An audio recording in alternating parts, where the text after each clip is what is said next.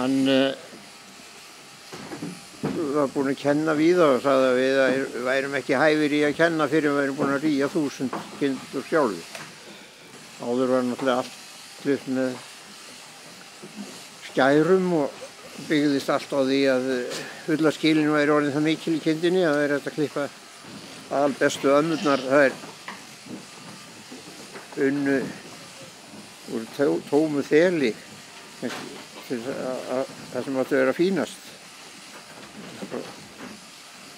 Það var sóst eftir í nærföt, það væri nánast einhvern þel.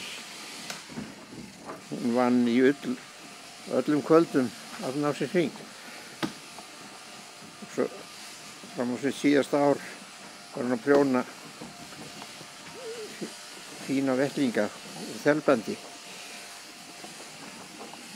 Jú, ég held að það sé lykilatriði að geta eitthvað, það er að halda alltaf áfram að hreyfa sig. Ekki endilega erfiðisvinnu, en ég mæli mikið með vatnsleikfimi.